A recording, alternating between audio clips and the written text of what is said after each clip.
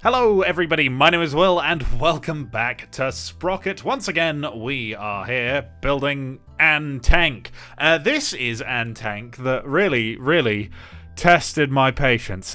This one took a hell of a long time to build, but we're building something today which has a kind of oscillating turret. I mean, it is an oscillating turret for all intents and purposes, but it's not oscillating in the traditional French style, it's oscillating in the experimental Swedish style, which is one that, you know, World of Tanks players will know well from the Kranvagen or the Emil, and I believe also the Emil 2? I think there's two of them. I don't really know. I don't play World of Tanks unless you haven't noticed.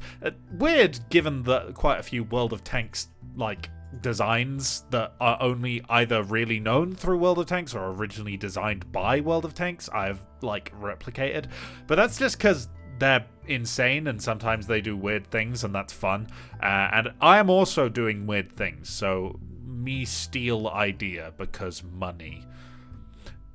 Sometimes honestly I say things that I imagine most people will click off when they hear, and that's one of them.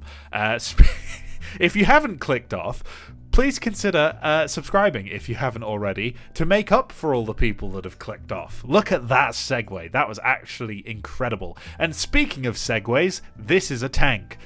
It's not a segue. I'm so lost. Where was I? Originally, this wasn't going to be an oscillating video. I was going to do quad tracks horizontally. But I cannot stress to you enough how upset I was when the game crashed and lost like an hour of my progress because I was really bad and I forgot to hit save because I'd built this like super huge heavy tank hull that was like complex and cast, and it's gone. It's completely gone. It was like a metal box when I first saved, and I hadn't saved up until that point because I was so unsure about it. So instead of doing a difficult thing like that, I was like, I'll do something simple. I'll do an oscillating turret because I've done that before. Nope, that wasn't simple. This one hurt. My bones hurt. But there you go. It's all worked out in the end. I've ended up with something that looks good, and I only got slightly upset for quite a long time that I couldn't build something good. Anyway, let me just say, to those people who get that experience, I get a lot of people in the comments like, oh, I can't build anything good. Nor can I. You only see the ones that get finished. Just to clarify, don't give up just because one thing like sucks in your mind. Either A, keep trying. Eventually it might turn out right. B, ask a friend. Sometimes I will go to someone and be like, what's the problem with this? And they'll be like, your turret is like 1.5 times bigger than it should be. And I'll be like, huh, so it is. And I'll just fix it. That's the reason that I'm muted in the background of these like videos. Occasionally I'll just call someone while I'm designing one of these and just go, look at this. Is this bad? And they'll go, yeah, and I'll fix it. It helps a lot. There's my piece of advice if you're struggling to build something. Get somebody else to do it. You know, for a moment, I thought that was going to end up as like a nice bit in the video, and then I just finished it, and yep, no. So there you go. That's why we can't have anything nice. Where were we? Yes. This hull shape is somewhat complex. I was trying to do like a mishmash almost of like the rear end almost of a Panzer 68, the like Swiss Panzer, which has this kind of slanted engine deck which raises up to slightly higher than the deck where the main turret is. But obviously the Panzer 68 has a cast front hull, whereas we have a welded pike front hull, which is more akin to the Emil, which we're basing it on, which is where I got it from, and also things like the IS-3. Other Russian designs are available, but generally speaking, pike noses are not hugely well used outside of like experimental Western designs and Russian designs. You don't see a huge amount of pike nose on finished Western designs. So, I don't know, it kind of gives that essence of almost Russian, but you'll see what I mean. It almost from the front, you could pass it off as like some crazy experimental Soviet thing, or experimental Swedish thing, obviously. And then from the back, I don't know how I pull it off, but I kid you not, it looks like a pattern. It just does. So that's kind of the crazy monstrosity that we're going to end up with today. Admittedly, not as much of a monstrosity as I've recently built in the form of the Frink, but the Frink was built over what I can only describe as a mental break, where I just lost all scruples and I designed a French skink, which I have since realized is a Canadian anti-air crossed with a French hull, which means it's Quebecois. Quebecois? How do you say that word? You know the one. You know what I mean. It's a tank from Quebec. That's just weird. And I am uncomfortable thinking about it, even though it remains on my hard drive.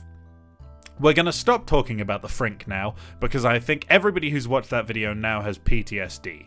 So, we've got a bit of a boxy turret cylinder thing. What we needed to do in order to get this thing to work is essentially turn this into a big block of metal. So there is this gun shield. In Emil's case, it doesn't wrap around the gun quite as much as mine does, but through that you stick a big, basically pivot pintle, and that connects to an internal turret, and that internal turret in the game is mounted on the mantlet, so that means the entirety of the turret will move up and down. Now, this is entirely enclosed, so there is no access without opening a hatch to the hull in this case. I didn't actually put it on the bottom of the turret because it doesn't matter, but in my universe where I designed this, it's a fully enclosed turret, so you're basically in a metal box in the turret, and then the guy in the hull is all on his lonesome. That's going to come with a disadvantage of you have to use radios to communicate, which are not amazing when you have really, really loud equipment all over the sides of you, but it's modern enough that it would probably be fine, because that's pretty normal at this point in time. Anyway, what that means is that the turret has to be tall. And the turret also has to be tall in order to allow the gun to elevate and depress properly. You can get away with quite a lot of depression when you use the kind of French style, but with this style, because you've got that cast block to worry about, if you want to have that, it has to be raised up higher. The geometry of things just doesn't work out. I'm sure if you spent a little bit of time making the design work with a low profile turret, you could. There's no reason you couldn't, I don't think. But specifically with the way that this one is designed, it's got a pretty high profile turret. But that's kind of okay, because it's a big block of metal defending this internal turret here, which you can see me building there. I don't bother detailing it too much. The only parts that I really need to detail are the parts that are going to stick out when you actually elevate and depress the gun. So that is the very back, which obviously you can see is fully external of this cast block of metal, and the kind of top front. And of course, the actual mantlet part. It was kind of hard for me to work out where I needed to put the pintle, which this entire turret kind of rotates around, because that'll be your pivot point when you actually elevate and depress. What I ended up settling with is basically at the start of the gun breech. That's where the turret rotates around. That means that the mantlet stays in this gap that we've cut in the front of it, and the back of the turret doesn't move as insanely far as if we mounted it right at the front. It seemed to be the best of both worlds while maintaining some sort of appearance. You can see me just testing by rotating the turret, kind of whereabouts we'd want to put that. I ended up basically wasting my time checking it all the time because I got it entirely wrong anyway. Which is just classic from me, to be entirely honest. Some of you guys ask me to do tutorials. I'm not entirely averse to, assisting people with building, but do you really want me doing your tutorials? I am not competent at this. I'm not good at this. I have been doing it for a long time now. That's the only reason that any of these designs end up looking any good, but I'm not good, you know? The actual geometry of these things is a mess. So, there's a gap in the market. I know there used to be a guy who did a lot of tutorials on Sprocket. I don't know where he's gone. Maybe he's dead. That got grim. Right, moving quickly on. I put on this little lip at the bottom of the turret, trying to just make it look a little bit different to the Emil. It didn't work, so I took it off again. That's the entire story with that one. It's not a very interesting story. I've completely run out of train of thought at this point. We are 11 minutes into this spiel, and I'm out. So maybe, do you want to hear about what I've been doing the last 2 days? I've been painting like one goblin, one D&D goblin, one miniature, because I have no skills at painting. You may notice that I don't do liveries on my flyout builds. That's because I have a terrible time picturing how anything is going to look once you've actually put pen to paper. That's why these builds, so much trial and error goes on throughout them. I end up undoing a lot of things. It's because I can't picture it beforehand. I just can't picture things. People are like, oh, picture an apple in your head. There's no apple there. I can't see that. But what I can do with little miniatures is I can follow the rules. And so I've been trying to do that. I've been doing little miniatures, and they look okay. There you go. There's the weekly update you get from me. How are you doing? Have you subscribed? If you haven't, maybe you should. 2 in 1. I normally don't even give you 1. Now you got 2 in 1. Honestly, as much as this probably annoys people, that's almost like a lucky thing, right? I think, maybe? I don't know. I want to hit like 35,000 subscribers by the end of the year, and we're not going to do that, so I'm very sad. Here's me making a mess of the pike nose, and then I have to undo it all because, no, it wasn't good. There was something a little bit wrong with it. It was the fact that the front hull, if you look perfectly vertical down from on top, was like straight, which is that's not right. It didn't feel right. The front needs to pike out. It's a pike nose. So that's what I did there. I strongly do not recommend downloading this blueprint in order to just see how a pike nose is made. This is not the best way to make a pike nose. However, on the topic of blueprints, it will be in the description below. You'll be able to join my Discord server. There is a tank repository channel. There, you can find the blueprints to all of the tanks I build. Not just this one, but also this one. This one will be at the top. Every single one has a little thumbnail of the video that it was uploaded in. So, if you do happen to want any of my designs, you can pull them from there, and I give you full consent to do whatever the hell you want with them. Feel free to just put a 26,000mm cannon on top of it. I don't know. I know you can do that now with file editing, but do you want to do that? Is that good? Is that something that I should make a video on? I don't think it is, because ultimately, the joke is not very good. I can make a 26,000mm gun, but how much video can you really watch of something that can only fire once before needing like a 50 million year reload? Probably not very much, and you've already all seen it, so I'm probably not gonna do that. And we're finally getting towards the end of this segment, so I can stop embarrassing myself by forgetting the English language, full stop. And I can just say, the last bit of information I really need to tell you about this tank is the gun is pretty damn hefty. We got a 125mm gun in this thing, which, as off the top of my head, the only thing I can think of with a 125, I think, is was it the T62 has a 125mm gun? I believe it's the T62. It's not an entirely common tank caliber to have, but that makes it fun, doesn't it? And it is 115 that the T62 has, not even 125. I swear something has a 125. I'm sure you'll let me know in the comments.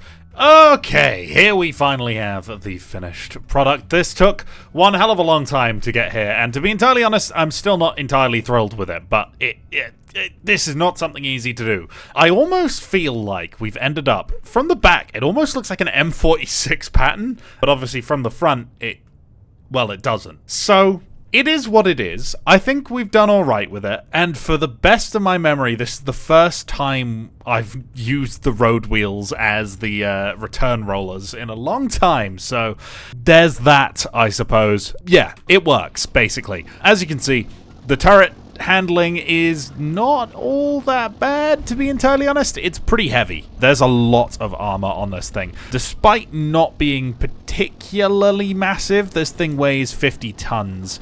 So it's on the heavier side for its size, I would say. It's probably smaller than a Panther. Probably smaller than a Patton, for that matter. But pretty big. So, and we've just exploded and been set on fire, so... Okay, here is a bunch of tanks that we should absolutely have no trouble with. As you can see, we got a fair amount of gun depression. We got 10 degrees on this thing, so that's not bad at all.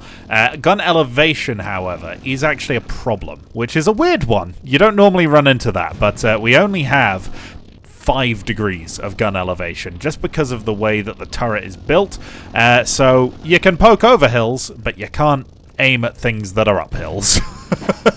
I also need to be wary, so the gun sight, as you can see, is kind of coming out of this cupola at the top, and so it's not actually where the gun is, and for that reason we need to poke quite a long way, as this viewport would suggest, over the hill in order to actually be able to fire, but this gun's proven pretty effective. It's a very, very big gun. Even for a tank like this is a 125mm gun, and because of the ammo placement, you can see we're reloading in a pretty damn short space of time. So this kind of brings about a lot of the positives of this turret design. You are able to put a big gun into a slightly smaller profile tank, stuff like that. But obviously comes with the downsides. You now have to deal with the fact that your whole turret oscillates. Like, yeah. So, I think we've played the strengths and the weaknesses of this thing pretty much textbook here. You can just look at it and know exactly what it's going to be good at and what it's going to be bad at. So, I quite like that. And in theory, I think killing this last tank here should win us this scenario. Yep, there we go. So, let's pop us into a custom battle, and we'll see what we can do against something that's a little bit more era correct, should we say. Okay, so here's the lineup quickly. We got 3 of these things as per what you would expect. And over there, we have the MBT we built a little while ago, the MPD-7. We have the, like, AMX-30 ripoff thing we built, as well as 2 of these oscillating French light tank things. So these should be no problem. These guys might be a little bit more of a problem, mostly the MBT. So we'll see what we can do. We do need to be wary of these oscillating light tanks that are on the right here, because they can definitely give us some trouble if they get a flank on. They do have guns that are good enough to go through our side armor, but they won't be able to penetrate our frontal armor, most likely, at very least. And I'm hoping that all these tanks work. I did go through and try and make sure a bunch of stuff worked in the latest update, so fingers crossed these guys actually can aim, although that guy didn't seem to get a chance to aim before he hit, and it looks like maybe these light tanks don't work, so I need to do a little bit more on these. However, even though he can't elevate his gun, he can definitely shoot when he gets that close. Come on, let's pop a shot into the back of him. In theory, it should be pretty much anywhere we can kill him. Yep, that's done it. Now it's just the 2 that I'm a little bit more concerned about, and we need to track them down, because neither of them are particularly slow, especially the AMX-30 thing. Ah, there they are, over there. And my allies are getting pot-shotted, and they're giving them their side armor, which is not good. We could lose the allies here, but the MBT appears to be struggling to get its gun aiming. That might have gone through. I don't think it's killed it, though. What if we go through the side here? I'm not entirely sure where we can even kill that thing. I mean, that's the engine burning something proper, so I'm going to say that's probably good. Well, it's really burning. You, my friend, should also die fairly easily, except we seem to have bounced. They definitely reload quicker, but I don't think they'll go through the turret armor. Maybe the... Oh, no, it did kill him. And the fire's taken out that. Okay. We need a better challenge. That was not hard enough. Okay, I genuinely cannot think of a tank that would be stronger than this thing out of my lineup. So what we've done is we've taken the tank that probably gave us the most trouble in the last mission, which was the AMX-30 thing. We got 4 of those this time, as well as one of the weird tank destroyer casemate turtle tank thing, and just an armored car for good measure. It's not going to be much threat, but the armored car can definitely sneak behind us, and if it gets a shot from behind, it will kill us. So that's kind of why I threw that one in there. We need some we need some competition for this thing, because this thing is slightly busted. Oh my, that is a lot of tanks at very, very, very close range. Way quicker than I expected. I don't remember what armor I gave that thing, but I'm a little bit intimidated by the sheer size of it. It's really not stopping either. Please. Okay, that's definitely going to take out his engine, and because he's only got the turret on the front, there goes the tank I was controlling. As I said, that armored car, definitely a threat if it gets around you, and it kind of snuck up on me there. I know there's something on my left, which I want to be careful of, and I don't want him to kill my ally if I can avoid it, because ultimately I need something else to get into should I die. He's so quick, my turret traverse can't keep up. Come on. No, that's not done it. Oh, we might actually be in trouble here. I'm going to angle up. We've got things shooting at me from in front, which is actually going to be the back of my turret. Where did that shot go? Not a clue. Come on, reload.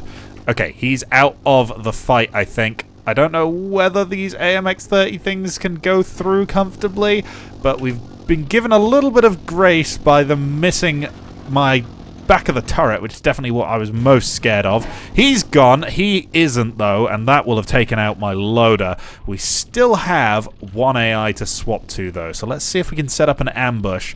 If that tank can just survive long enough to keep them distracted, we might still have a chance here. Okay, looks like the 2 remaining enemies are on my left here. I'm gonna be a little bit risky, and we're gonna try and go over this hill behind and use the rear of the tank to go for these guys, which does mean my armor's going to be a bit thinner. That's not going to work. Okay, I just remembered our elevation is only 5 degrees, so I may have just given away my position for no reason, which is not the brightest thing I've ever done, but I don't know if we're going to have enough gun depression to go over this hill and meet them either. Bear with while I work something out. Okay, I think this is probably going to be the way to go. Keep pushing up this way. They've seen me, but it's going to be a little bit too late, I think. That is rotating its turret very, very quickly, actually. Oh, that's a little bit concerning. Can we go for the hull? There. Yes! Nailed it. Okay. I wasn't sure if we were going to win that, actually, so we probably got it about right with what we spawned in. The tank destroyer didn't do much other than just be enough of a distraction at the start to get me to turn my turret the wrong way, which got me killed in the end, so maybe it was worth spawning one in, but that's that.